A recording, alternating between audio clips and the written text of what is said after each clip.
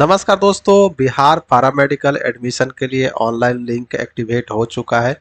Notice वगैरह सब कुछ आ चुकी है। देखिए, अगर हम डेट की बात कर ले सबसे पहले, तो डेट जो है दोस्तों यहाँ पे आप देख पा रहे होंगे नोटिफिकेशन में कि डेट जो है शुरुआत हो चुकी है। 2/4/2025 से आप ऑनलाइन आवेदन कर सकते हैं। लास्ट डेट जो है 30/4/2025 है और रजिस्ट्रेशन करने की।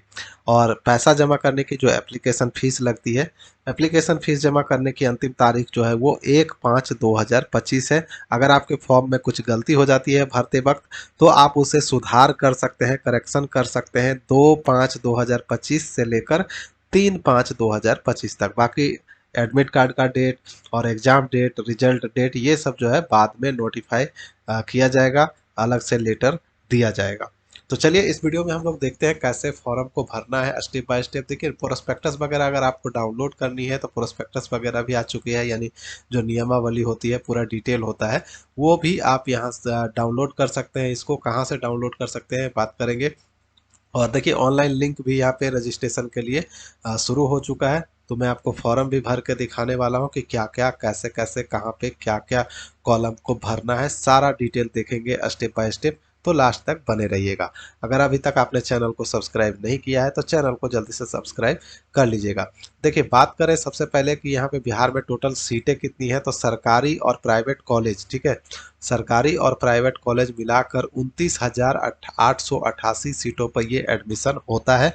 और इसमें आपको पहले एंट्रेंस एग्जाम देना पड़ेगा। तो एंट्रेंस एग्जाम पास करने के बाद जो है आपके अंक जो आएंगे, उसके आधार पे आपका चयन होता है, यानी कि आपका एडमिशन होता है कि आपको प्राइवेट मिलेगा या सरकारी मिलेगा। वो आपके अंक पर निर्धारित करता है कितना मार्क्स आप परीक्षा में लाते हैं। अच्छा मार्क्स लाएंगे तो आपको सरकारी कॉलेज मिल जाएगा, कम पैसे में हो जाएगा, ठीक है। और अगर आपको प्राइवेट कॉलेज मिलता है, ज़्यादा मार्क्स अगर आपका आता है और प्राइवेट कॉलेज मिलता है, तो थोड़ा पैसा जो है ज़्यादा लगता है, ठीक है। अब देखिए, यहाँ पे एप्लीकेशन फीस भी आपको देखने को मिल रहा है। वेबसाइट आपने देख ही लिया, कहाँ से देखना है। देखिए, रोजगार बिहार डॉट कॉम है, रोजगार बिहार डॉट कॉम से आप देख सकते हैं एप्लीकेशन फीस। देख सकते हैं, यहाँ पे सारा कुछ बताया गया। यानी एक कोर्स के लिए अगर आप आवेदन करेंगे तो यहाँ पे आप देख पा रहे होंगे, जनरल के लिए, बीसी के लिए और ईबीसी के लिए 750 रुपये है, और एससी एसटी और दिव्यांगों के लिए 480 रुपये है। लेकिन अगर आप दो कोर्स के लिए आवेदन करते हैं तो आपको 850 रुपये लगते हैं जनरल कैटेगरी और बीसी ईबीसी को, और एससी एसटी दिव्यांग को 530 रुपये लगते हैं। लेकिन अगर आप तीन कोर्स के लिए आवेदन करते हैं, तीनों कोर्स के लिए, तो आपको जो है जनरल और बीसी ईबीसी के लिए 950 है, और एससी एसटी और दिव्यांग के लिए 630 रुपये लगते हैं, ठीक है। कौन कौन सा कोर्स है तो आप देख ही पा रहे होंगे, पी है, पीएम है और पीएमएम है। तो बहुत सारे बच्चे ये भी जिनको नहीं पता है कि पी क्या है, पीएम क्या है और पीएमएम क्या है, तो चलिए मैं आपको विस्तार से पहले यहाँ पे बता देता हूँ कि क्या है। तो देखिए, पी का अर्थ हो गया पॉलिटेक्निक इंजीनियरिंग, ठीक है, जिसमें 10वीं पास वाले आवेदन कर सकते हैं, या फिर जो इस वर्ष परीक्षा दिए हैं, अभी मार्कशीट वगैरह नहीं आया, वो भी आवेदन कर सकते हैं, ठीक है। पैरामेडिकल, देखिए यहाँ पे पीएमएम का हो गया पैरामेडिकल ड्रेसर कोर्स, ठीक है। ड्रेसर कोर्स में भी आपका 10वीं पास मांगा गया है, तो 10वीं पास वाले या अपियरिंग वाले आवेदन कर सकते हैं। अब लास्ट में रह गया पैरामेडिकल, यानी कि पीएम, ठीक है। तो पीएम में कौन कौन से कोर्स हैं, तो डिप्लोमा इन फार्मेसी, फार्मासिस्ट का, ठीक है, sanitary inspector, ophthalmic assistant, OT assistant, library technician, laboratory technician और X ray technician, orthopaedic and prosthetic सहायक, staff grade A nursing GNM course केवल महिलाओं के लिए, ठीक है, बिहार में महिलाओं के लिए। और यहाँ पे एएनएम कोर्स नर्सिंग केवल महिलाओं के लिए। और डेंटल मैकेनिक्स जो है ये सभी के लिए होगा, डेंटल हाइजीनिस्ट ये सभी के लिए होगा। तो मुख्य रूप से जो बच्चे आवेदन करते हैं वो एएनएम के लिए करते हैं। तो एएनएम के लिए का क्वालिफिकेशन क्या है दोस्तों, तो एएनएम के लिए आप यहाँ पे देख पा रहे होंगे इंटरमीडिएट पास होना चाहिए। आर्ट्स या साइंस, उससे फर्क नहीं पड़ता है, आर्ट्स या साइंस दोनों में से कुछ भी हो, अगर आपका 40% मार्क्स है तो आप आवेदन कर सकते हैं। वहीं जीएनएम के लिए जो है इंटरमीडिएट जो है साइंस से होना चाहिए और 40% मार्क्स होना चाहिए, और एससी एसटी के लिए 35% मार्क्स होना चाहिए। और बाकी जितने भी कोर्स हैं, जैसा देख सकते हैं यहाँ पे सैनिटरी इंस्पेक्टर हो गया, ऑप्थेल्मिक असिस्टेंट हो गया, लेबोरेटरी टेक्नीशियन हो गया, ये सब के लिए जो है इंटरमीडिएट पास होना चाहिए फिजिक्स केमिस्ट्री बायोलॉजी से। इसमें कोई परसेंटेज की सीमा नहीं है। तो यहाँ तक आप समझ चुके होंगे कि सारी जानकारी मैंने आपको दे दी। अब चलिए मैं आपको ऑनलाइन करके दिखाता हूँ कि कैसे step by step online form को भरना है, ताकि आपसे कोई गलती ना हो। ठीक है, चलिए यहाँ पे आप देख पा रहे होंगे लिंक जो है दिया हुआ है अप्लाई ऑनलाइन का, डायरेक्टली आप इस पे क्लिक करके ऑनलाइन पे आ जाएंगे। ठीक है, देखिए ये पोर्टल खुल गया, यहाँ से रजिस्ट्रेशन वगैरह कर सकते हैं। इससे पहले एक चीज़ और बता देता हूँ, अगर नोटिफिकेशन पढ़ना है, आपको पूरी जानकारी पढ़नी है ऑफिशियल, तो आप यहाँ से डाउनलोड करके पढ़ सकते हैं। प्रोस्पेक्टस भी यहाँ से डाउनलोड करके पढ़ सकते हैं, जो मैंने आपको दिखाया था। देखिए प्रोस्पेक्टस, ये वाला प्रोस्पेक्टस हो गया। ठीक है, देखिए प्रोस्पेक्टस आपका ये रहा, प्रोस्पेक्टस ये है, तो इसको आप डाउनलोड करके पढ़ सकते हैं। या नोटिफिकेशन ये है, नोटिफिकेशन भी आप इसको डाउनलोड करके रोजगार.com से देख सकते हैं।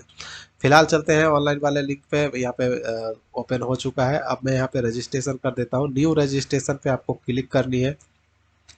जैसे इस पे क्लिक करते हैं, देखिए यहाँ पे आप जो है नेक्स्ट कुछ इंस्ट्रक्शन जो दिखाई देते हैं, जो मैं जैसा कि एप्लीकेशन फीस वगैरह मैंने आपको बताया, वो एप्लीकेशन फीस वगैरह आपको यहाँ पे देखने को मिलता है।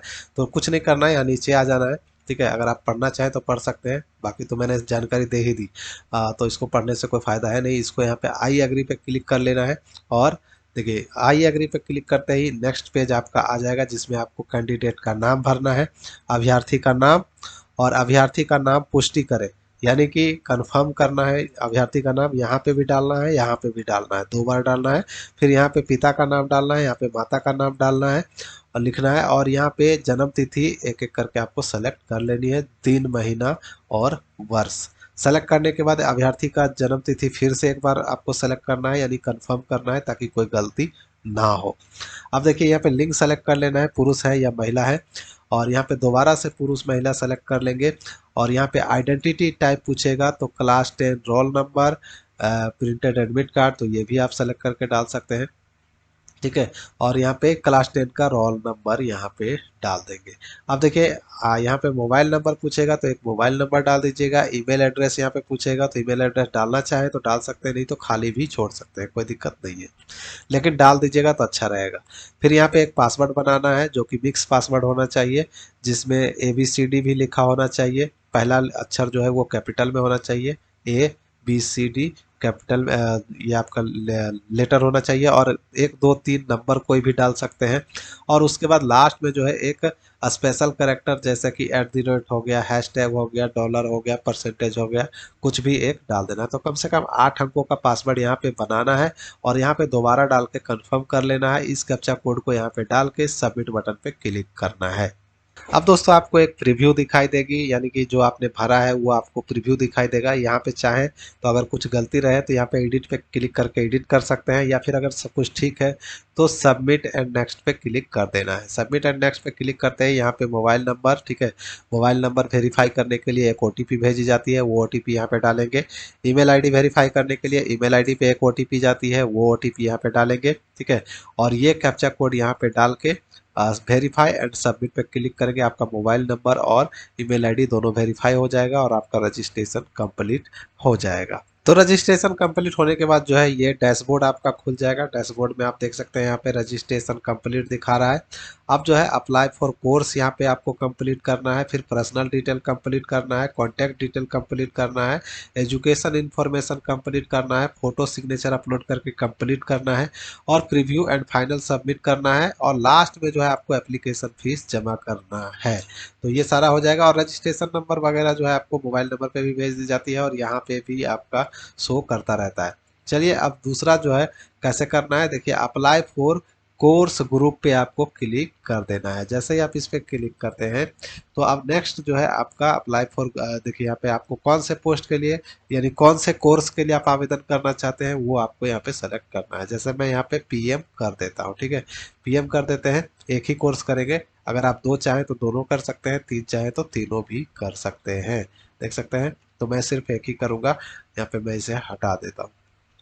अब करने के बाद सेव एंड कंटिन्यू पे क्लिक करेंगे, ओके बटन पे क्लिक करेंगे, यहाँ पे ओके हो जाएगा। अब जो है नेक्स्ट आपका आ जाएगा, देखिए 1 सेकंड का टाइम लेता है, और देखिए यहाँ पे पर्सनल डिटेल का जानकारी यहाँ पे भरने के लिए आ जाएगा। अब यहाँ पे मेल फीमेल जो भी है उसे सेलेक्ट कर ले। उसके बाद क्या आप बिहार के अस्थायी निवासी हैं तो यस नो कर सकते हैं, और अगर आप यस करेंगे तो देखिए यहाँ पे अब जो है अपनी आवासीय योग्यता का चयन करें, तो यहाँ पे माता पिता का मूल निवास है यहाँ पे, तो आप यहाँ पे यस कर देंगे, ठीक है, सेलेक्ट कर लेंगे। और उसके बाद कोटि अपनी सेलेक्ट कर लेंगे, किस कैटेगरी के अंतर्गत आते हैं, general, SC ST BC EBC जो भी आते हैं वो सेलेक्ट कर लेंगे। करने के बाद यहाँ पे आ जाएगा कोटि की पुष्टि करें, यानी कि कंफर्म कैटेगरी, तो कंफर्म कैटेगरी में भी आप अपना सेलेक्ट करके कंफर्म कर देंगे इस प्रकार से।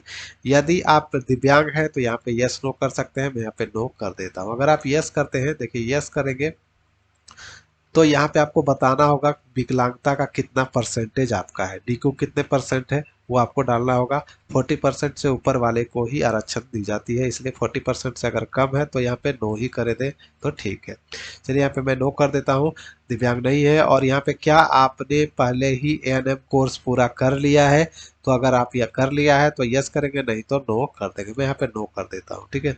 फिर योग्यता परीक्षा में उत्तीर्ण उपस्थित होने वाले संस्थान का जिला का नाम, यानी किस जिला में आप परीक्षा, योग्यता परीक्षा में, ठीक है, किस जिले से आपने मैट्रिक या इंटर जो किया था वो आपके क्वालिफिकेशन के अनुसार, जैसे मैंने PM सेलेक्ट किया है तो इंटरमीडिएट का हो जाता है, तो इंटरमीडिएट आपने कहाँ से किया था, किस जिले से किया था, वो जिला आपको यहाँ पे सेलेक्ट करके डाल देना है, ठीक है।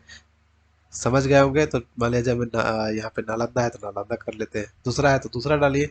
और उसके बाद जो है पहचान चिन्ह आप अपना डाल दीजिए, जो भी आपका शरीर पे तिल का निशान, कटे का निशान जो भी है वो यहाँ पे लिख दे। मोल मार्क अगर कुछ नहीं है तो नो मार्क्स लिख दे, नो मार्क्स इस प्रकार से लिख दे, कोई मार्क्स नहीं है, कोई चिन्ह नहीं है। और उसके बाद सेव एंड कंटिन्यू पे क्लिक कर सकते हैं। सेवन कंटिन्यू पर क्लिक करने के बाद एक बार फिर से आपसे पूछेगा कंफर्मेशन, तो यहाँ पे यस कर दीजिएगा, आपका कंफर्म यहाँ पे हो जाएगा, ठीक है। अब देखिए यहाँ पे नेक्स्ट जो है, नेक्स्ट पार्ट खुल जाता है जिसमें आपका जो है कॉन्टैक्ट डिटेल भरने के लिए कहा जाएगा। तो यहाँ पे अपना पूरा एड्रेस भर दीजिएगा, गांव, मोहल्ला, थाना, कंट्री सब कुछ सेलेक्ट कर दीजिएगा, जिला, स्टेट सब कुछ यहाँ पे सेलेक्ट कर लेना है। और पिन कोड, डिस्ट्रिक्ट देख सकते हैं, डिस्ट्रिक्ट वगैरह सब कुछ सेलेक्ट करना है, पिन कोड डाल देना है। और मोबाइल नंबर, एक अल्टरनेटिव कोई मोबाइल नंबर है तो डाल सकते हैं, नहीं तो खाली भी छोड़ सकते हैं, कोई दिक्कत नहीं है। अल्टरनेट कोई ईमेल आईडी डालना चाहते हैं तो डाल सकते हैं, नहीं तो खाली भी छोड़ सकते हैं। अब देखिए अगर आपका परमानेंट एड्रेस और कॉरस्पॉन्डेंस एड्रेस सेम है तो इस पर आप टिक करेंगे तो ये वाला जो है ऑटोमेटिक फिल हो जाएगा, ठीक है। तो उसके बाद जो है जब एड्रेस आपका फिल हो जाएगा तो सेव एंड कंटिन्यू पे क्लिक कर देना है। फिर से आपको कंफर्मेशन पूछेगा तो यस कर दीजिएगा, तो यहाँ पे जो है नेक्स्ट पार्ट आपका फिर से खुल जाएगा, देख सकते हैं 1 मिनट का टाइम लेता है। देखिए यहाँ पे खुल गया। अब एजुकेशनल डिटेल यहाँ पे फिल कर देना है। तो देखिए पहले आपको 10वीं का सेलेक्ट करना है, कब पास किया है या पेयरिंग है जो यहाँ पे आपको सेलेक्ट करना होगा, ठीक है। फिर यहाँ पे आपका कब आपने 10वीं पास किया है वो डिटेल यहाँ पे सेलेक्ट करके डाल देंगे। फिर बोर्ड का नाम यहाँ पे सेलेक्ट करके डाल देंगे। फिर सब्जेक्ट का नाम यहाँ पे ऑल सब्जेक्ट हो जाएगा, मैट्रिक में ऑल होता है तो ऑल सब्जेक्ट ही रहने दीजिएगा। इंस्टीट्यूट का नाम या स्कूल का नाम यहाँ पे डाल दीजिएगा। रिजल्ट मोड परसेंटेज था या CGPA वो आप यहाँ पे सेलेक्ट कर देंगे परसेंटेज। और उसके बाद मैक्सिमम मार्क्स और ऑब्टेनेड मार्क्स जो है वो डालने के बाद यहाँ पे ऑटोमेटिक, जैसे मान लिया जाए आपका फुल मार्क्स 500 का है, ठीक है, और आपने 10वीं में प्राप्त किया है 300, तो यहाँ पे देखिए परसेंटेज जो है ऑटोमेटिक 60% आ गया। तो इसी प्रकार से आपको भर लेना है और उसी प्रकार से इंटरमीडिएट का भी डिटेल फिल करना है और सेव एंड कंटिन्यू कर लेना है। देखिए अब फिर से आपको कंफर्म मांगेगा तो यहाँ पे यस कर लीजिएगा, आपका जो है क्वालिफिकेशन यहाँ पे सेव हो जाएगा। सेव हो जाने के बाद अब जो है यहाँ पे आपको डॉक्यूमेंट अपलोड करने के लिए कहा जाएगा। डॉक्यूमेंट में ज़्यादा कुछ है नहीं, सिर्फ फोटोग्राफ है अपना, ठीक है। आप अपना फोटोग्राफ जो है 10 KB से लेकर 300 KB तक का आपको फोटो यहाँ पे अपलोड कर देना है। सिग्नेचर अंग्रेजी में यहाँ पे अपलोड करना है 5 से 50 KB तक, और हिंदी में सिग्नेचर जो है यहाँ पे अपलोड करना है 5 से 50 KB तक, ठीक है।